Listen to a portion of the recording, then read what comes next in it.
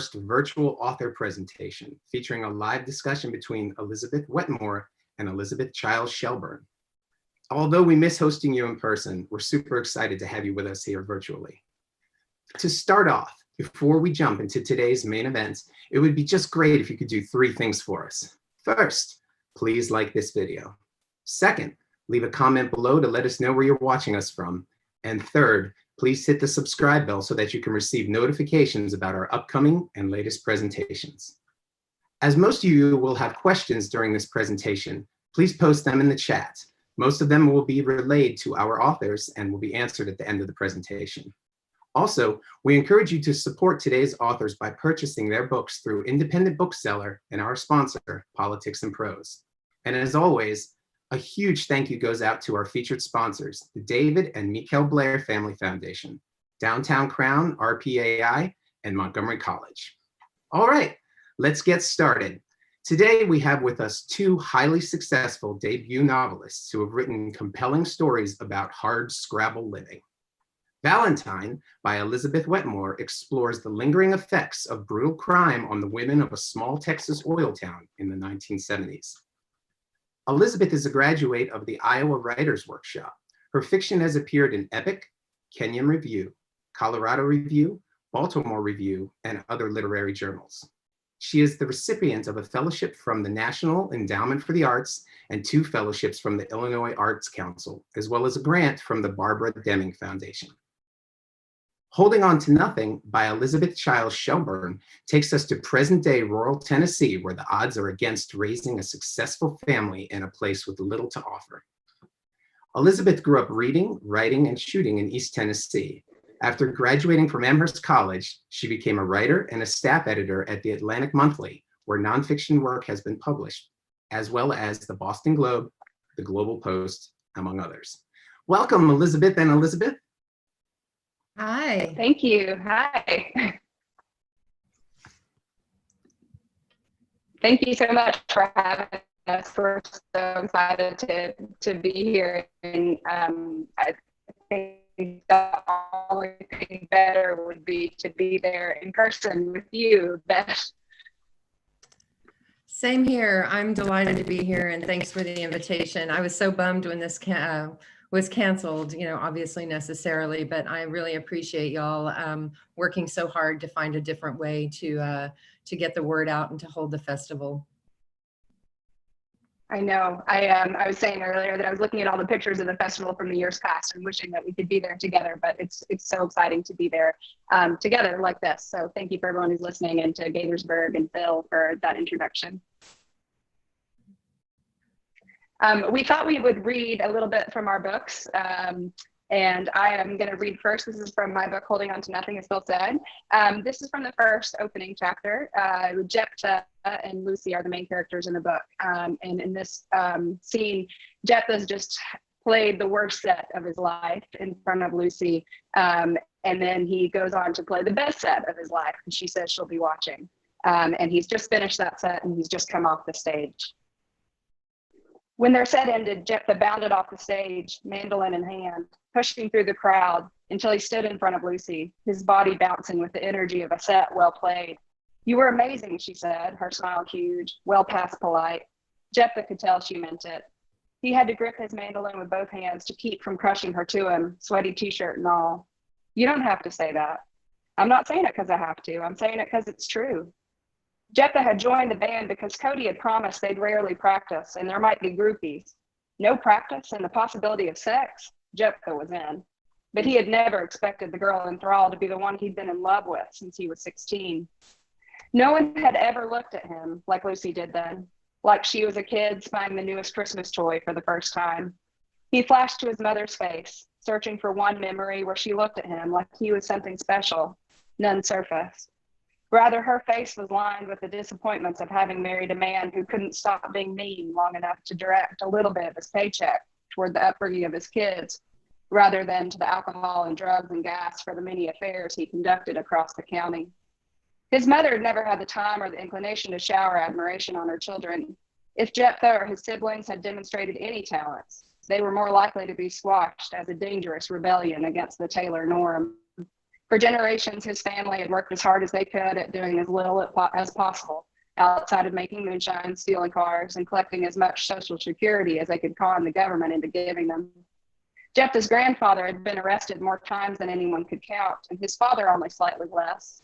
If there was a break-in or a bar fight or a drunken accident on the road, everyone in town expected a tailor to be involved.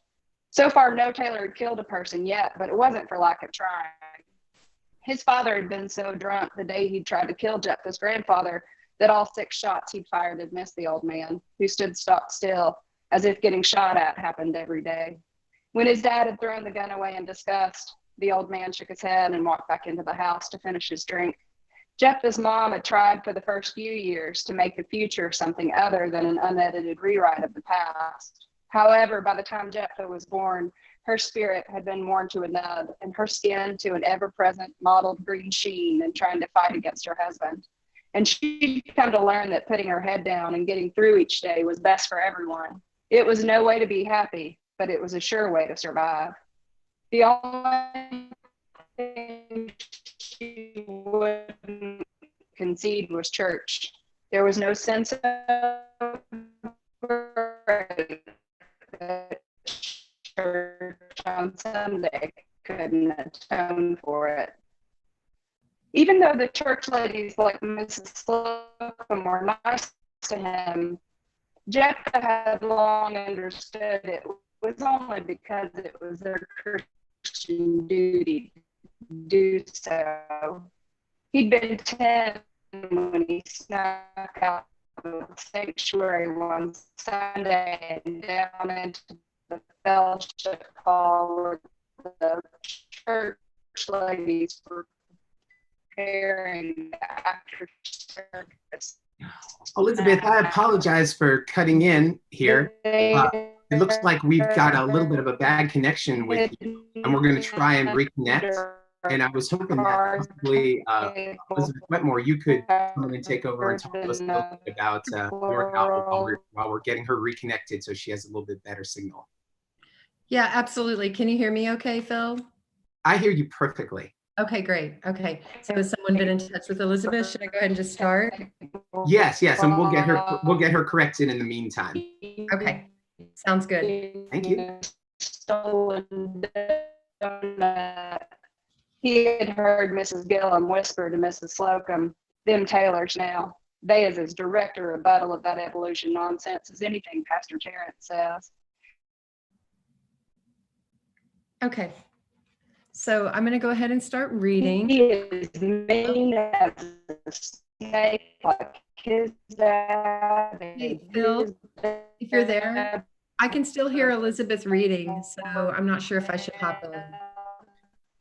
And yes, go ahead. We are actually working on muting her now. There you go. Thank you, Elizabeth. Okay.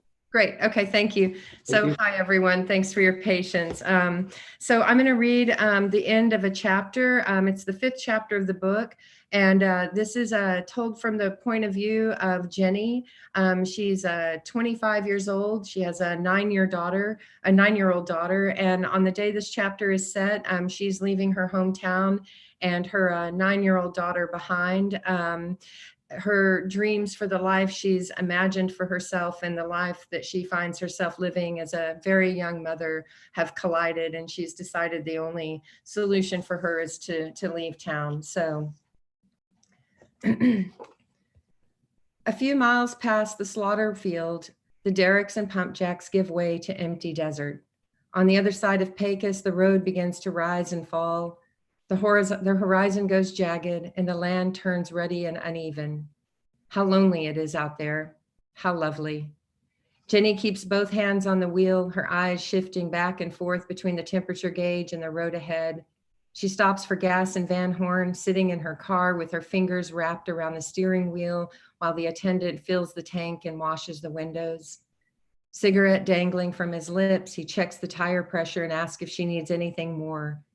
His coveralls are the same gray as Deborah Ann's eyes, and there is a small oval Gulf oil patch over his breast pocket. "No, thank you," she says and hands him $5. He points to her back seat. "You forgot to return your library book before you left town." Jenny twists around to see Art in America surrounded by candy bar wrappers and one of Deborah Ann's graded spelling test, the first two words, canceled and trespassing, both misspelled.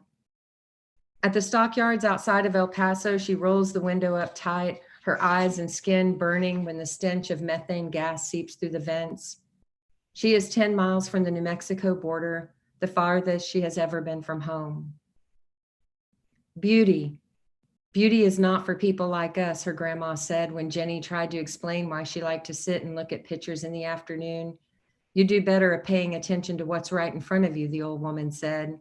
If you wanted to spend your life thinking about such things, you should have thought of that before or been born someplace else. And maybe that's true, but it seems like a high price to pay. And maybe Jenny's not willing to make the trade, the world or her daughter, because it's clear she can't have both. When the fan belt finally snaps on the other side of Las Cruces, Jenny's car shudders to the highway shoulder. She gets out of the car and watches the moon rise over the desert like a broken carnelian. And such has been her fear and grief and longing that for many years she will not remember the man who pulled up behind her car, his truck wheels grinding against the caliche-covered highway shoulder. She will not remember the words on the side of his truck, Garza and O'Brien, tow and repair, or that he fetched his toolbox from his truck and replaced the belt on the spot while she leaned against the trunk and looked at the stars and wept without making a sound. And she will not remember what he said when Jenny tried to give him a few dollars.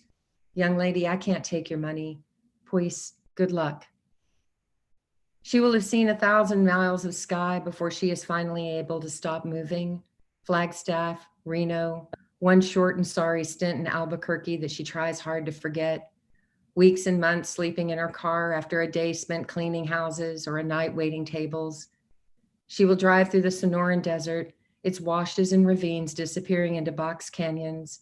She will sit at the edge of a meadow just above the Mogollon Rim, newly covered with snow. The road that leads away is full of switchbacks so tight Jenny has to stop and back up and hope that nobody comes around the corner before she can make the curve. There will be a bar in Reno where the same old lady shows up every night at 9 o'clock and stays until close, her lips creased with lipstick, fingernails the color of blood, her smile as fierce and hard and true as the face Jenny sees in the mirror most mornings. All of this is beautiful to her, the sky and sea, attics and old ladies, musicians playing in subway stations, museums at the end of the line. She will see bridges overcome by fog and sylvan forests teeming and dark and full of hidden water. Every place has a different kind of sky, it turns out, and much of this earth is not nearly as brown and flat as Odessa, Texas. All this wild green beauty, and still, always, a hole in her heart the size of a little girl's fist. Jenny will drive that Pontiac into the ground and grieve for it when it's gone. Never, she thinks, will I love a man the way I love that car. And when people she meets along the way wonder about her, when they try to know her, some of them will love her and she will love some of them, but never as much as the daughter who grows taller every day without her. When they ask, what's your story? Or where are you from? Jenny never knows quite what to say. Each time, she just packs up her car and drives away. I love that, Beth. It's so beautiful. I hope you can hear me and see me. Yeah, I can. Yay. That's just stunning. I love that. I love that section And so much. I don't think you got to finish yours. Do you want to try again, or how do we want to do this? You know, I could read that very last paragraph of that, and then just the last paragraph of that section, if that makes sense. Yeah, of course. Whatever works for you. Okay. Hopefully everyone can hear me. Everything changed in that moment. No matter what he did, he'd always be a tailor. He'd become a man then, huddled under that card table. He sometimes wished it had made him a different kind of one. But if he was going to be a tailor no matter what he did, he'd quickly decided he might as well enjoy the reputation. He'd stopped trying in school, dropped out as soon as he could, and got his own visits from the sheriff. He'd gone to church with his mom until he was 17, but when she died of lung cancer that summer, he'd looked around during the funeral service and realized that no one much cared if he came to church anymore, nor did they much want him there. It was much easier to hate the sin and love the sinner when he wasn't standing among you every week. For the last 5 years, he'd worked only when he had to, drunk as much as he could afford, and taken advantage of the loose morals of any number of girls named Chastity and Honor. He reckoned he'd been as happy as any tailor could expect to be. But now, drinking in the look on Lucy's face that made him remember his name was Jephthah, not just Taylor, his sweaty fingers cradling the neck of his mandolin and just the way his hand wanted to be holding the back of her neck, he understood for the first time in his life the value of giving a damn.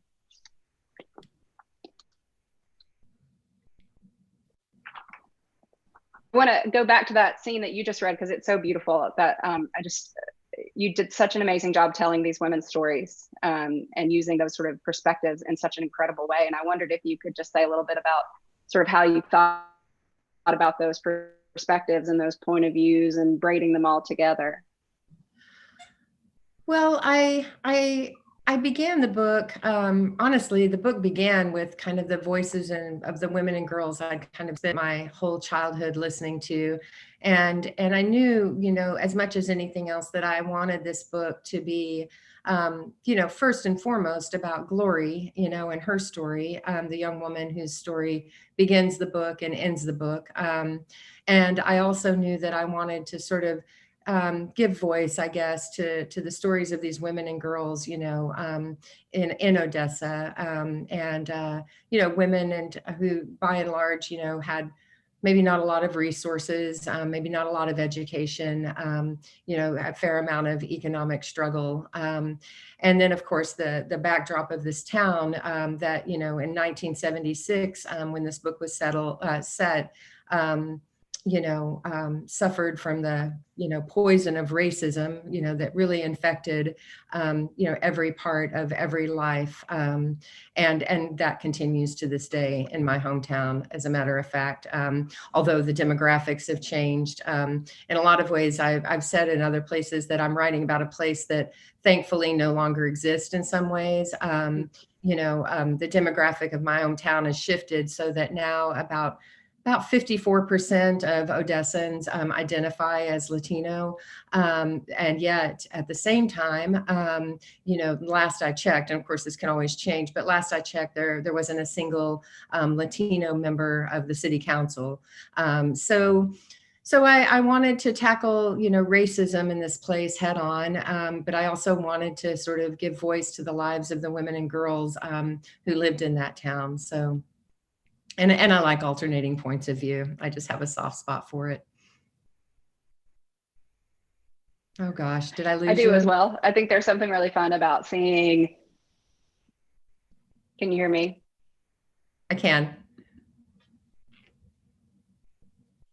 Okay. I think there's something really great about being able to see an event from so many different perspectives. There's that kind of like rationality of, you get to see what it is to live in a moment or to be in a moment from various people who are in it. And I think that really can change your sense of what a moment in a book or in life, really. Yeah, for sure. Yeah. So yeah, those were my, and I have to admit, of course, I think anyone who, who's read the book, could, in a lot of ways, the plot, right, is secondary to the stories of, all of these women and girls. Yeah, I don't know. I'm kind of meandering a little bit. Ask me a question. How are you? Welcome. Elizabeth and I have been talking a little bit in preparation for this about some of the things we have in common, not the least of which is her connection to West Texas. So did I lose you? We do. It was funny. As we started talking, we realized that, no, I'm here. Can you hear me? Mm-hmm. Okay. I think there's a delay between us. I think that's the problem. Okay. As we were talking, we realized that there's a lot of connections. You have a character who's from East Tennessee and is trying to get back there. I had my dad's family's from West Texas, and I spent there. We've laughed that we both learned with BB guns in West Texas, which I don't think the organizers of the book festival had in mind when they put us together. I don't know that they knew that connection. Yeah. In fact, one of the ways I survived my summer between my 6th and 7th grade year of school was by standing in the backyard shooting Dr. Pepper cans off the back fence. So that was how I tackled early adolescence, shooting cans off the back fence and reading books. So yeah. So. I love that. The reading books and shooting cans is sort of like a perfect day. Mm-hmm.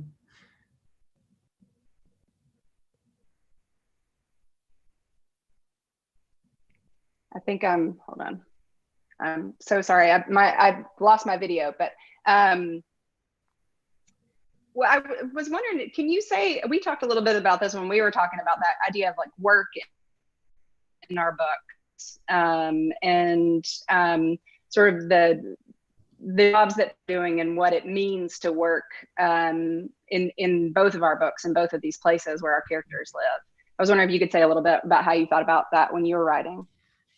Sure. I mean, well, you know, Odessa, where the book is set, is a pretty working class town. You know, it's deeply tied to the oil industry. In fact, it's completely tied to the oil industry and the fluctuations in gas prices and price of a barrel of oil. And so my characters, like the people that, you know, I grew up around, you know, the men worked in the oil patch, which is dangerous and, you know, difficult work. And the women in town worked in jobs that supported the oil patch. So bartenders and waitresses and preschool teachers. And so, you know, one of the things Elizabeth and I talked about was, you know, how to sort of handle, you know, what work looks like when it's, you know, the thing that puts the food on the table. And of course, this is something, you know, I think probably a lot of us are thinking about right now, you know, as we're watching this terrible sort of pandemic sort of sweep through the country, and the way that, you know, work is first and foremost a way to pay the bills and keep a roof over your head. And, you know, most of our characters, like most of the people in my hometown, even now, are really, you know, one paycheck or one catastrophe away from, you know, utter disaster. So on the one hand, you know, work is not necessarily the thing you go to seek fulfillment. It's the thing you go to keep the bills paid.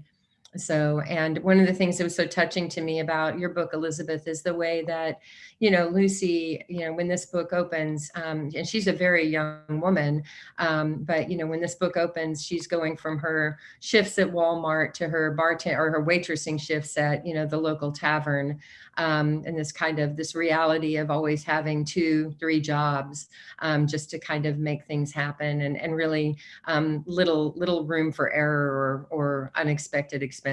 So. Right. I think there's just no safety net, right? There's no, you're always, like you say, you're always one paycheck from disaster. And it's just, and I think, you know, that's a lot of what happens in my book. My kids are working so, yeah. She's just, you know, I'm so sorry. I'm so sorry, Elizabeth. When you know, you don't necessarily great and it's hard moments. Right. I'm so sorry, Elizabeth. You can't hear me. I'm losing quite a bit of what you're saying. So yeah, I just wanted to let you know that. Thank you. I'm so sorry.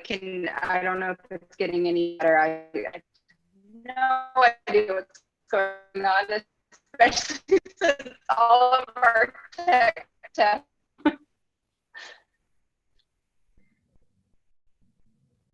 Elizabeth, I'm going to try again.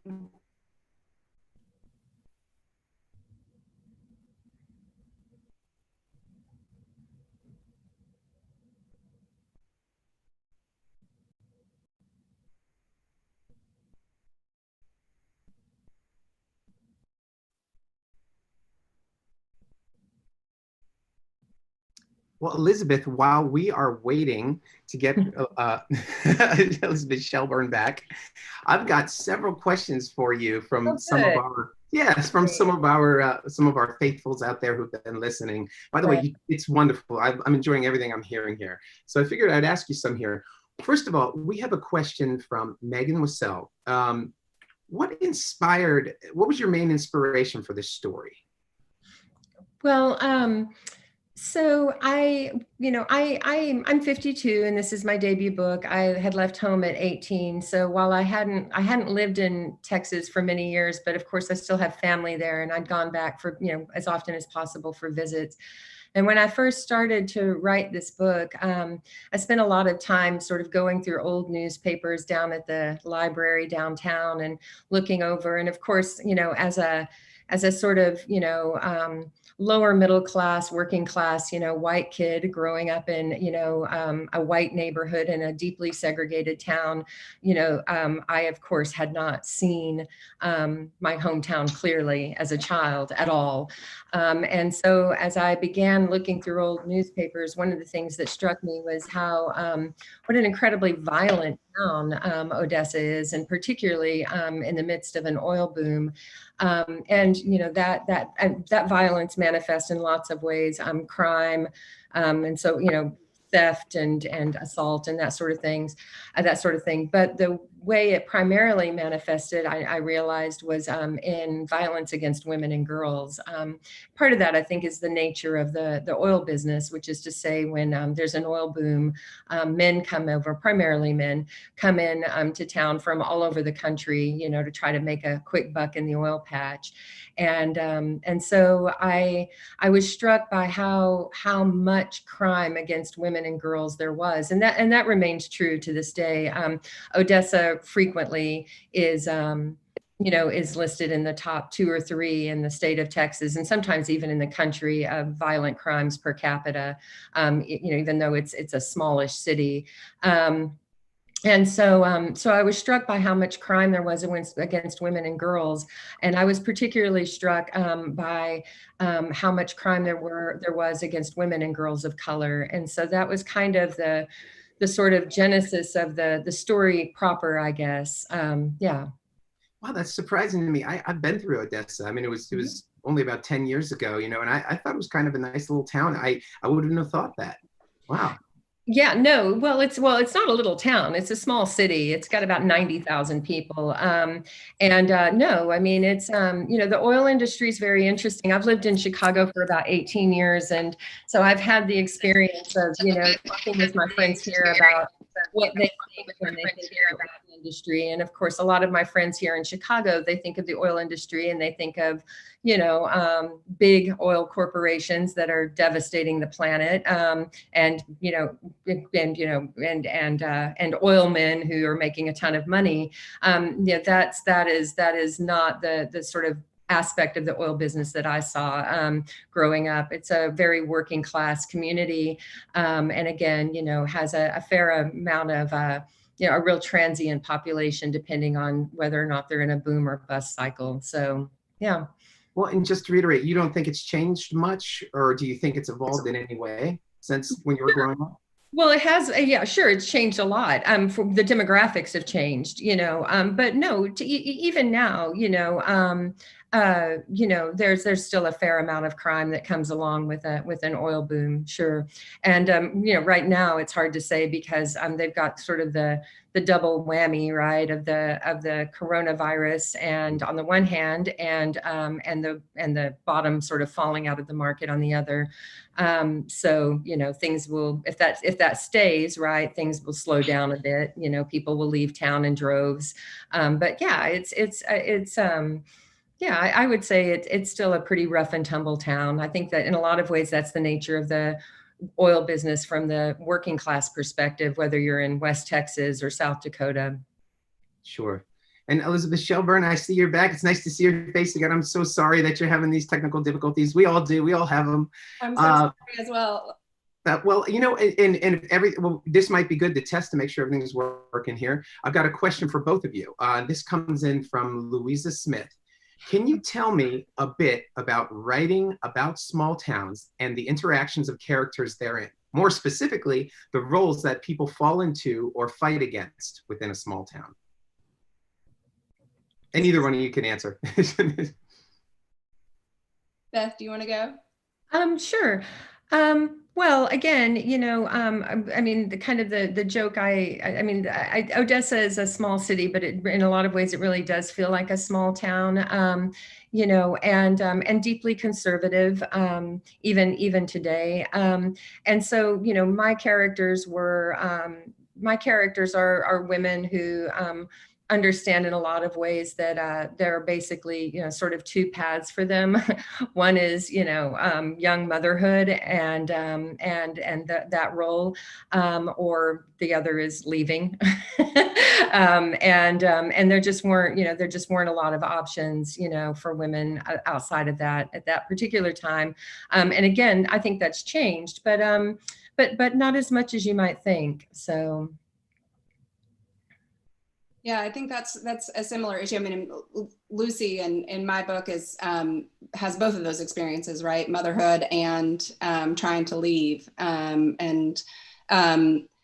think it's just what I love about small towns is that feeling of sort of everyone's engaged and everyone's kind of both participating in the story of your life, but also watching the story of your life.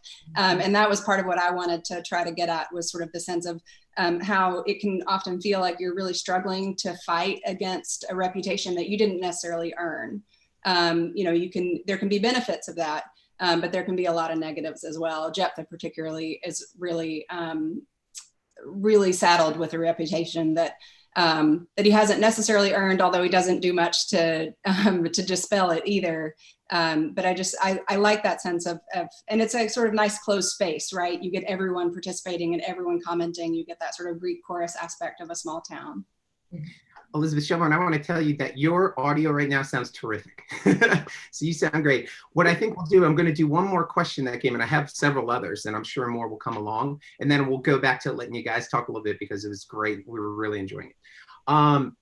So this one here comes directly for Elizabeth Wetmore, and this is from Rebecca Malone. Did you know people that inspired any of your characters during the 1970s?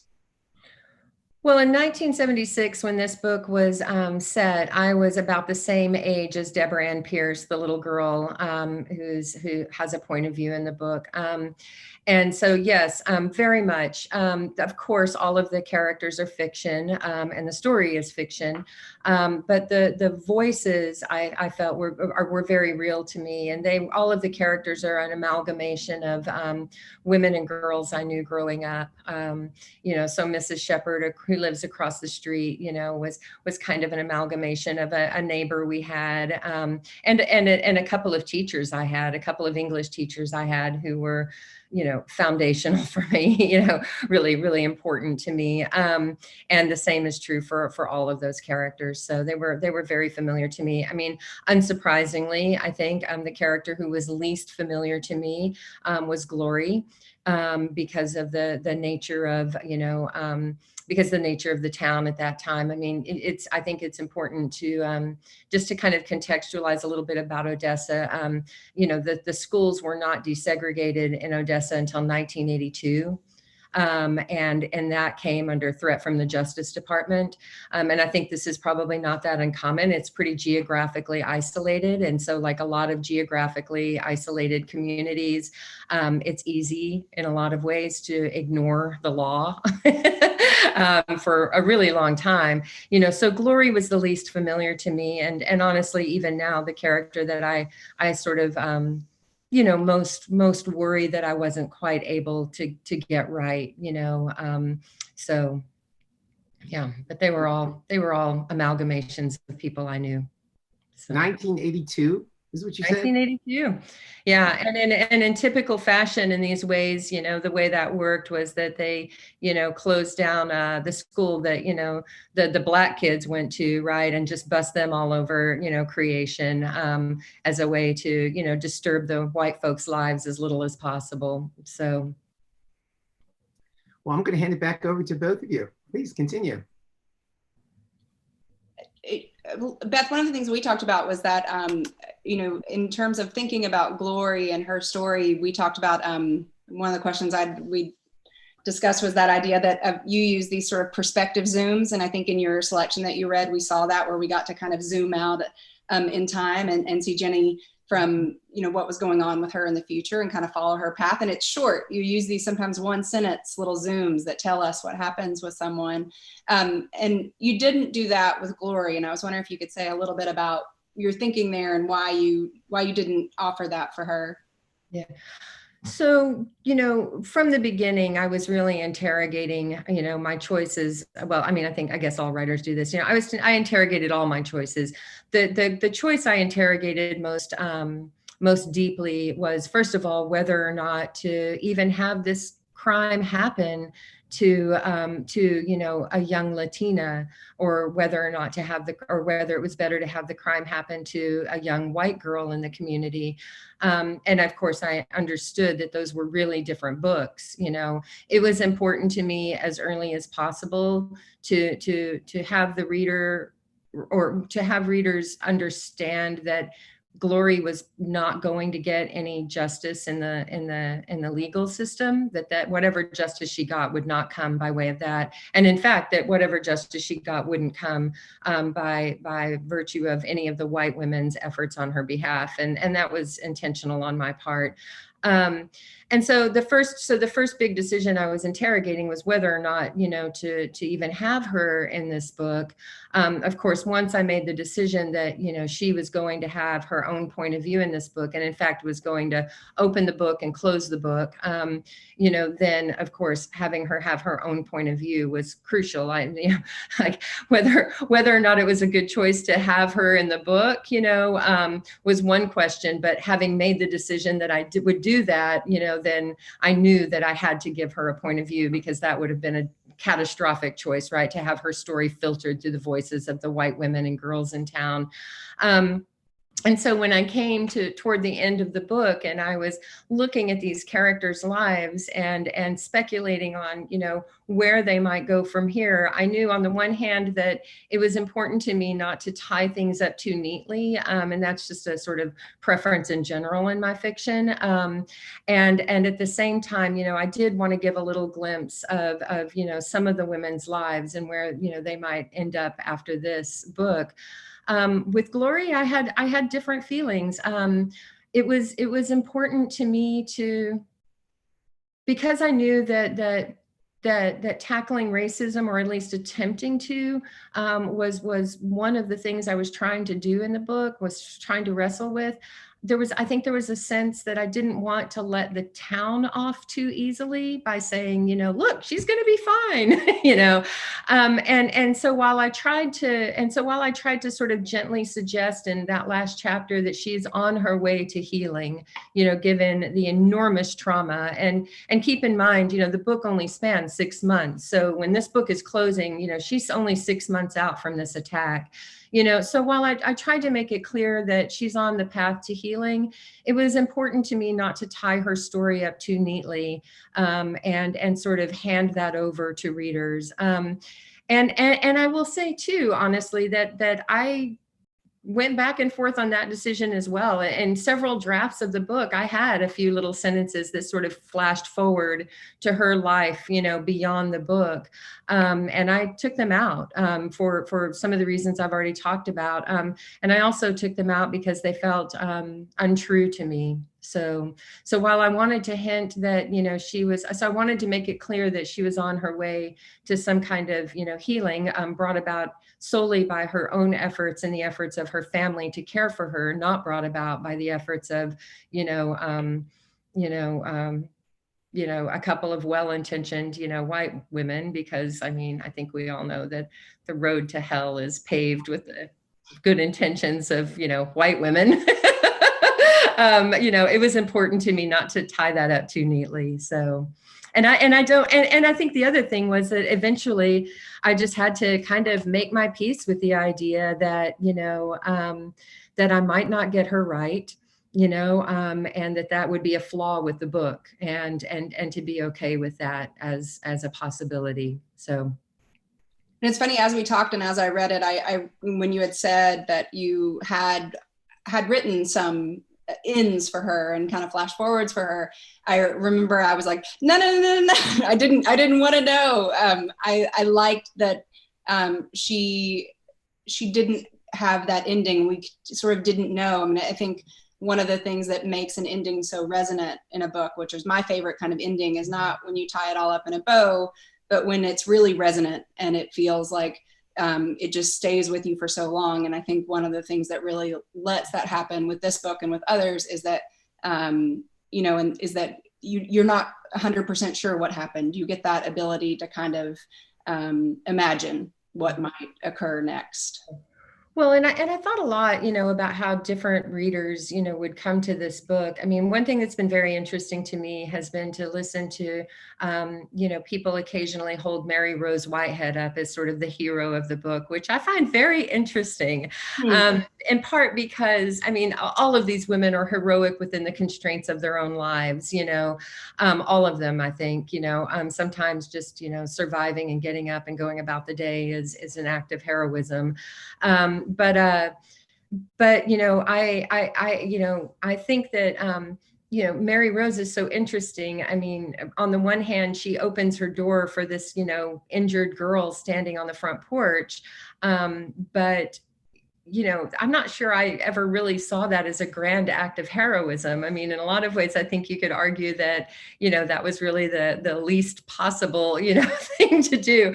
Insofar as Mary Rose is heroic, I think she's heroic in the sense of standing against her neighbors and trying to do what's right. But even, you know, throughout the book, her limitations, her inability to see herself and her motivations clearly, you know, those continue throughout the book. And there were some structural choices I tried to make to sort of mitigate, you know, the possibility of having her be seen as too heroic. She and Glory never meet again, you know, in this book. She does not get any satisfaction from her insistence on going and sort of testifying at the trial. And you know, really, I mean, you know, insofar as Glory is saved in this book, you know, she's saved because she stands up and walks out of that oil field, you know. She's saved, you know, by her own sort of, you know, temerity and resilience and the efforts of her beloved Tio, you know. And so that was, you know, that was something I wrestled with. So I think you did do that just so beautifully. And it is interesting when you say she saved herself by walking out of that oil field. And that's sort of that first scene, right? We see her, and I love that moment of strength that she has, where we see her get up and make that walk. And then there's the scene later when her uncle, she says, she talks about how she fell and hurt herself, and he says, you know, you got back up. Like, he talks about that, just that moment of strength. It was really just beautifully done. I mean, to me, she's the, you know, she's the hero of the book, hands down, you know, and I think that, you know, and there were, you know, I tried, you know, in my way, I suppose, you know, to give her some of the most beautiful parts of the book, you know, I tried to save some of the most, what I consider to be some of the most beautiful writing for her, and give her the first word and the last word, you know, but yeah. It was really, really beautifully done. I like this idea. I mean, I think we both in our books have these really strong, your book is completely all from the female perspective, but I think there are these really strong women in there, and you know, sort of these men that are kind of either in your book off working and we don't see them on the page that much. And in my book, they're on the page, but they're not doing much that's very useful. And you know, you see these women just sort of kind of making life work and making the tough choices and doing the hard work. And I think that's very true to, at least was very true to where I grew up. And, you know, certainly not all the guys are bad guys, but there are, you know, there are some, and it was very true though, no matter what, to see the women really working hard and really doing so much to make their lives and their families' lives better and maintainable, you know? Sure.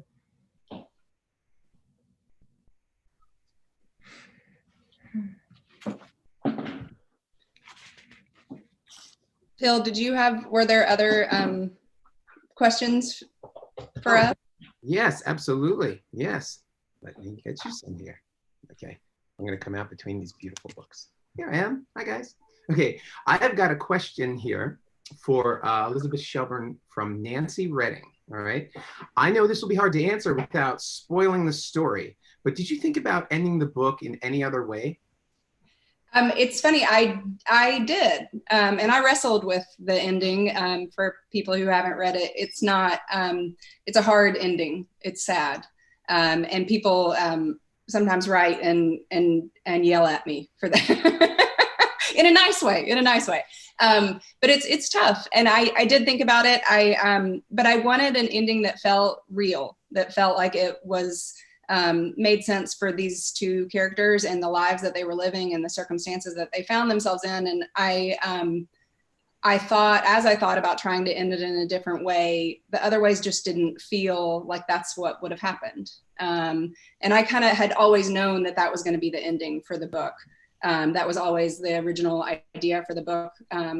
And that the idea of sort of what happens over the rise. I think sometimes in Southern fiction, you get that kind of Southern living effect where things are very bucolic and beautiful and easy and lovely. And then sometimes you get the super, super dark, kind of opioids, meth, murders side. And I think most life happens in the middle, no matter where you live. And that was what I was trying to do, was capture that middle. And in that, there's a lot of good, but there's also a lot of bad too. So I did think about it, but ultimately just didn't think it was the right choice for those characters.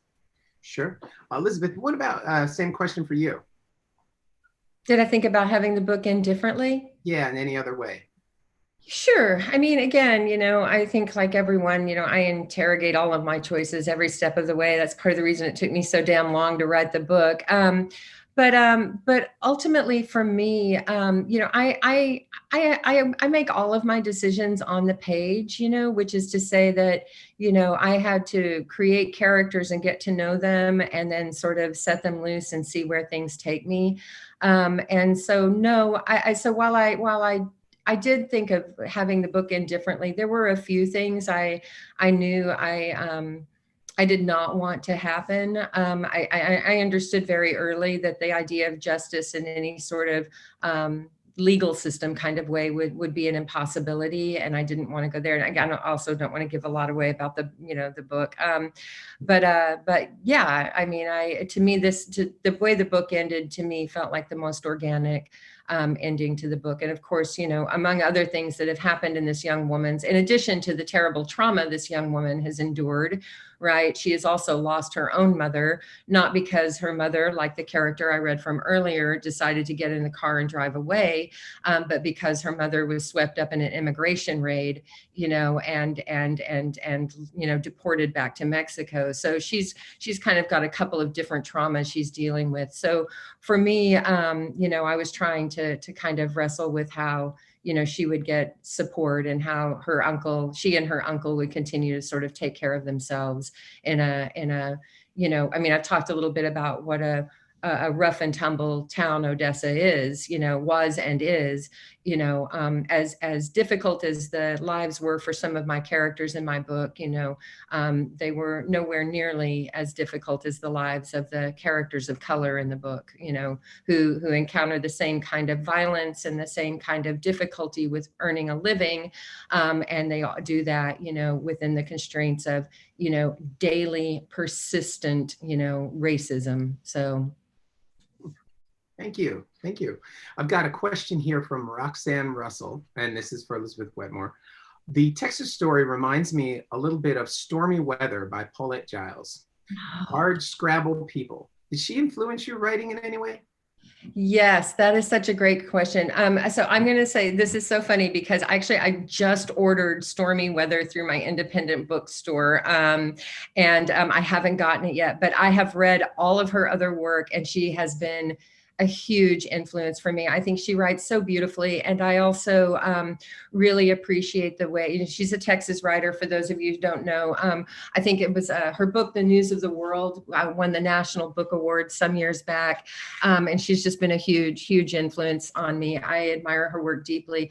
Among other things I admire about her work is her attempt to sort of re-explore, a bit of Texas history, through a slightly more critical lens than Texans. Some Texans have been willing to do that. And yeah, I've heard Stormy Weather is just beautiful, and I can't wait to read it. And it came up, it's been on my list for a really long time. And then literally last week, I was talking with one of my girlfriends, and she said, how can you have read this yet? So I can't wait to get my hands on it. I've heard it's wonderful. So, and yeah, Paulette Giles she is a national treasure, and she is certainly a Texas treasure. So. All right. I've got a question here from Becky, who says, I can see that you are both readers from your full bookcases behind you. Are there any books? I would hope you guys are readers. Have you read any books lately that you recommend? Is there anything that's on your hot plate? Yes. Ooh, let's hear it. Elizabeth, you want to go first? Yeah, so I have actually just been, my pandemic reading habits, I don't know about everybody else, but they've been a little different than they normally are. So I've been reading some more classics than I would normally, just because I wanted something that felt so different from our life at the moment. So I've been, I'm toiling my way through Middlemarch right now, and Pride and Prejudice, which is not a toil, but a joy. But so obviously I just read Beth's book, which knocked me out. I read it in 2 sittings and just could not stop reading. It's absolutely just so good. And then Lee Smith, I actually have him here. Lee Smith has Blue Marlin, a novella that just came out, and it's so lovely and wonderful, and all the warmth and joy that you would expect from a Lee Smith book. It's just wonderful. And then I just recently finished Carter Sickles' The Prettiest Star, and those are 2 that I just finished and have been really excited about, and pushing on everyone besides Beth's book. And I just to be perfectly honest, some of what's behind me is aspirational. I am reading, I'm reading a couple of things right now. I'm reading The Party Upstairs by Lee Connell, which is coming out in July, because one of the coolest things about my new reality now is I get to see books before they come out. And it's beautiful. I'm only about 30 or 40 pages into it, but it's great. And then the other thing, my reading habits have also changed because we're all here together, my husband and son and me, and it's a small apartment, and everyone's fighting for time and bandwidth and everything else. And also just because it's such a, I find, and this has always been true, but the harder things are in the world, the more likely I am to turn to poetry, actually. I'm utterly convinced that poetry is going to save us all.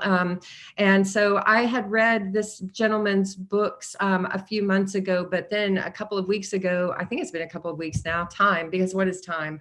He won the Pulitzer Prize. So I picked back up Jericho Brown's The New Testament, which is just convicting in the largest sense of the word. It's a book that made me feel as if I should both act and listen. So yeah, it's wonderful. If y'all want, I can share the epigraph with you. His epigraph is from James Baldwin, who's one of my heroes. And the epigraph says, one's lover or one's brother or one's enemy sees the face you wear, and this face can elicit the most extraordinary reactions. And then it just pretty much goes from there. So those are 2 books that I'm reading. Yeah. It's beautiful. Thank you. I got a question right back at you here. This is from Nancy Redding. I loved Suzanne Ledbetter and her casseroles. Who inspired her? Oh, gosh. Well, I'm going to say that Suzanne for me was, next to Glory, Suzanne was probably the hardest character for me to nail down, in part because she is just so completely different from me. I see a lot of myself in all of my characters, and including Suzanne, but I see a little less of myself in her than in others. But she was inspired by women I saw on the street where I grew up. So Larkspur Lane, the street where much of this book takes place, is is really a stand-in for the street that I grew up on. So, and I really loved her and felt a fair amount of empathy for her as I worked on her, less than when I started. But you know, she's one of those. She's a woman who's, you know, whose way of making her way through these sort of tight societal constraints and expectations is to just toe the line, you know. So she's, you know, selling Avon to try to like stash away a little bit of extra money for so her daughter can maybe be the first in the family to go to college. But she comes from really, really difficult circumstances. She comes from you know, she's the child of a family of for lack of a better word, grifters, you know, a family of people who, you know, move into a town and rack up a lot of bills and, you know, stay for just as long as they can until things go bad and, you know, arrest warrants are put out or whatever. So she's fighting against like Elizabeth Jeptha in a lot of ways. She's fighting against this sort of family history and the kind of knowledge that people have around town of who her people are, you know, and where she comes from. And her way of fighting against that is to, you know, be the first one there with the casserole, right? The first one there with advice, the first one there with, you know, the house that, you know, within the constraints of her, you know, working class circumstances most mimics, you know, Southern living, you know? So yeah, she became very dear to me, but it took a really long time. So I like that she was really, she had that, and she was sort of that stereotypical kind of Southern living church lady with the casseroles and stuff. But I like that you mentioned she has this sort of rebellious side of she's stashing money away. Mm-hmm. She has this different dream for her daughter, and she wants to try to keep that and give that to her. I thought that was, so even though she's, you know, you could kind of roll your eyes at her maybe a little bit when you got one of her casseroles, as Mary Rose does and Corinne does. But you know, but there's a flare of rebellion in her too. Well, yeah, and I'm going to tell you, those casseroles were actually my in into treating her a little more kindly, honestly, because I was really, really struggling with her. I mean, you don't ever want, you know, your characters to be nothing more than a type, right? You know, what was it that I think James Allen McPherson said, you know, behind every character is a stereotype, and behind every stereotype is an archetype, right? You know, or something like that. I'm paraphrasing. I'm sure he said it more beautifully. But those casseroles were really an into me, into seeing her with the kind of kindness and tenderness that I think any writer has to see all of their characters with, you know, which is to say, I had this kind of aha moment as I was working on her where I was like, yeah, casseroles, and she's a little obnoxious, but you know, those casseroles fed a lot of characters in this book. You know, I mean, like she was, you know, I mean, she fed a lot of people with those. And that was actually for me, the kind of the moment where I sort of began, hopefully, you know, I guess you never really know, but I began to sort of turn a little corner with her, you know, so. I love that idea of falling in love with your characters. I mean, it's so fun as a writer, right? Like you do kind of, even with the bad ones, you fall in love with them a little bit, you know, if you're doing it right. Right. I think they become something dear to you. Right. I love that. Yeah. Well, if every book is a kind of love letter, right, either to a reader or to an idea, you know, in my case, it's a love letter to my hometown, you know, and to the people, you know, in that town. So yeah, you know, you gotta find that place, but it's some characters, it's easier than others, right? So. Well, here's a great question for both of you. This comes from Nanette Christ. How long were you living with these stories? You know, how long did it take you to write them, and what comes next after them?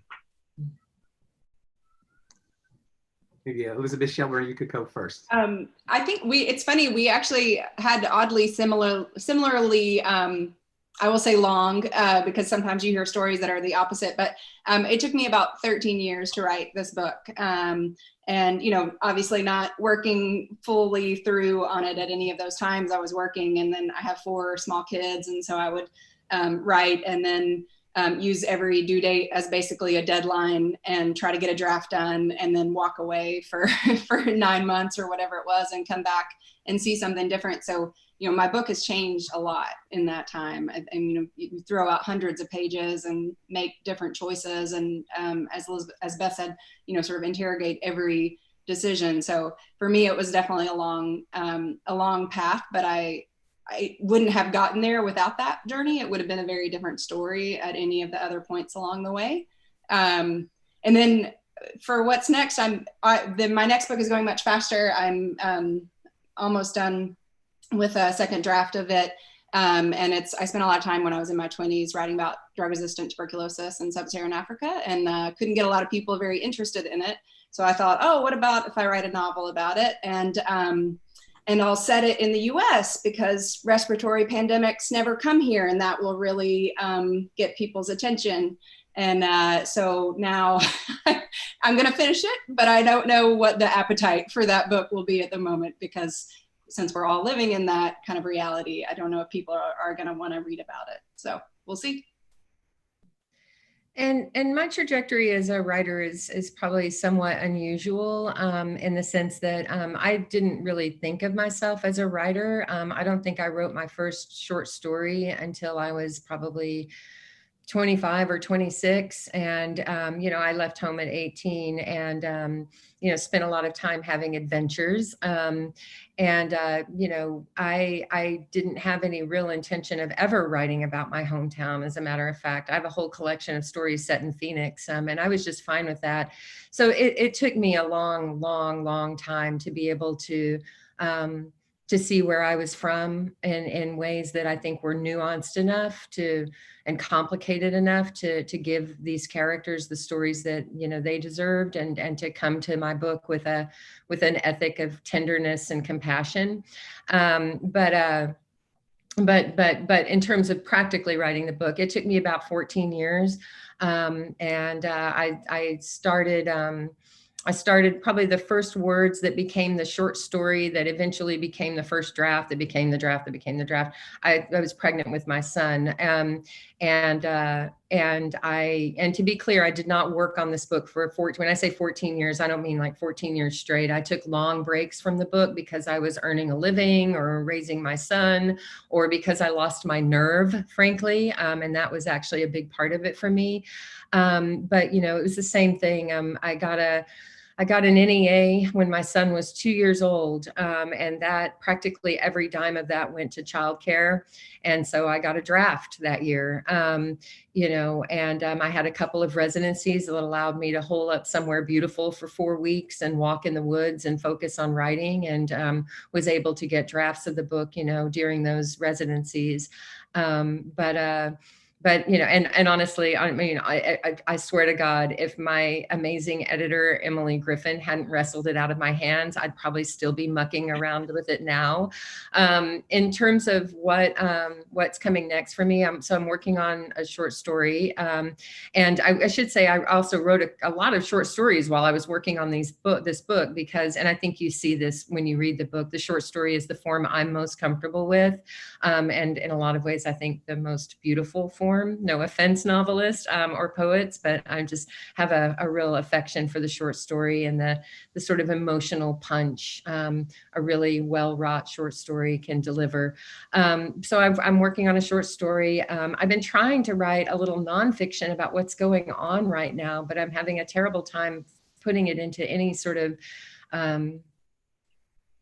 usable perspective, I guess. It mostly feels like the sort of, longhand. I'm writing longhand for my nonfiction, and it's mostly just feels like the longhand version of rocking back and forth in the corner. So I'm not sure it's been very helpful.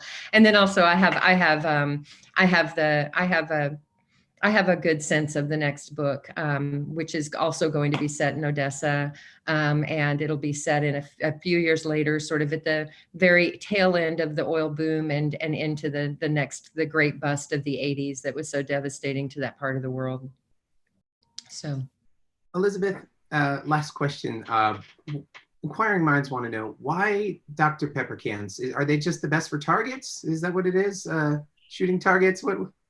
Beth, you may not know, but my family in West Texas drank so much Dr. Pepper, like that, like the thing. Like there was no other soft drink, no other soda you could have that wasn't. That's it, Dr. Pepper. I guess we were kids, so we probably, I guess we could have gotten our hands on our daddy's Coors Light cans and those would have worked just as well. But yeah, Dr. Pepper's the drink, and Elizabeth and I were talking about this. So Elizabeth, if you lined up 25 cans on the back fence and you had 25 shots, how many cans would you knock off?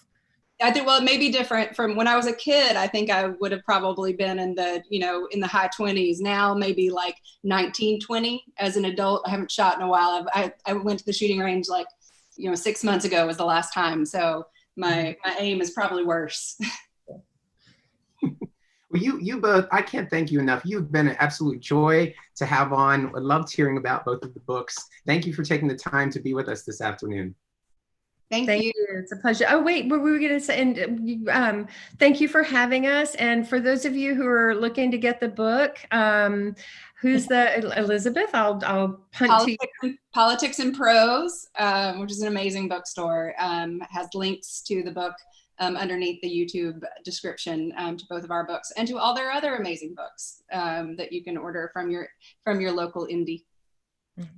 Thank you so much for having us. It's really a pleasure to chat with you, Elizabeth. Your book is beautiful. It was really a pleasure. It was yours. This was such a great time. I'm sorry for all the tech issues, but glad we got it to work. Phil, thank you. Thank you both, and thank all of you for joining us for our opening presentation of the month-long virtual Gaithersburg Book Festival. As they mentioned, I'm certain you would enjoy owning your very own copy of both of these books. We encourage you to support our partner, independent bookstore, Politics and Prose, where you can easily order your copies online right now. You can do this by clicking the link that we have in the description box below. Also, we've got a lot in store for you today alone. Please plan on joining us at 3 p.m. today as we take you on a trip to Marvel Universe's Wakanda with the children's author Nick Stone and her book Shuri. Then, following that tonight, you can join us again this evening for a fabulous live event with Tom and Lorenzo at 7 p.m. In the meantime, feel free to peruse around the festival website at gaithersburgbookfestival.org. We've got lots of goodies on there for you. Also, all programs will be accessible right here on the VGBF YouTube channel, so make sure to hit that subscribe bell so you get notified. I'll see you there. I've been your VGBF host, Phil Kaminsky. Have a great day. We'll see you a little later today, and as always, keep reading.